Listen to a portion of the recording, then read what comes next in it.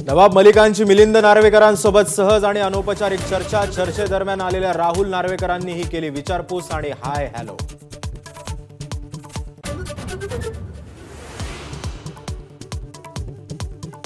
मिलिंद नार्वेकर आणि राम कदम यांची विधान भवनाच्या पायऱ्यांवर भेट। कशाबद्दल चर्चा झाली हे मात्र गुलदस्त्यात।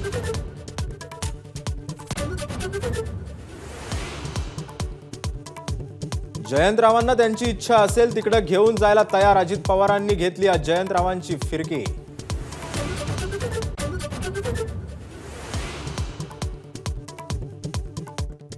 विधिमंडळात आज दुपारी 4 वाजता टीम इंडियातील 4 खेळाडूंचा सत्कार। सोहळ्याचं निमंत्रण विधान परिषदेत आमदारांना न गेल्यानं गदारोळ, तर अखेर उपसभापतींनी स्वतः दिलं निमंत्रण।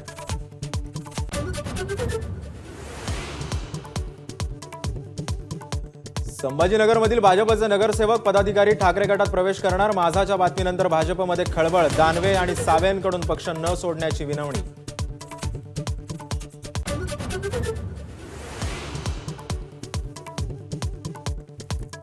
एबीपी माझाच्या बातमीनंतर संभाजीनगरमधील 1,14,000 शेतकऱ्यांचा पीक विमा कंपनीने स्वीकारला। 70% शेतकऱ्यांचा विमा फेटाळल्याच्या बातमीनंतर मोठा दणका।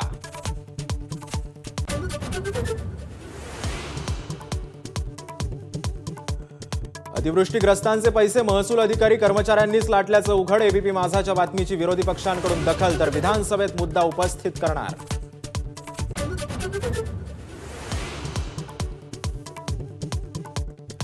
लाडकी बहीण योजनेच्या कागदपत्रांसाठी पैशांची मागणी करणारा हिंगोलीतील ग्रामसेवक निलंबित, तर रुग्णालयातील अस्वच्छतेवरून बुलढाणा जिल्हा शल्यचिकित्सक सुभाष चव्हाण मध्यरात्रीत पदमुक्त।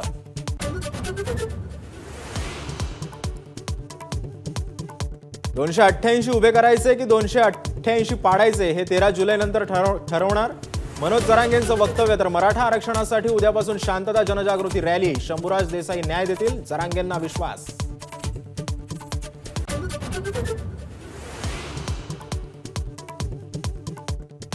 संत तुकाराम महाराजांच्या पालखीनं पार केला रोटी घाटाचा अवघड टप्पा। ज्ञानोबा तुकारामांच्या जयघोषात वैष्णवांचा महामेळा। पंढरीच्या दिशेने मार्गस्थ।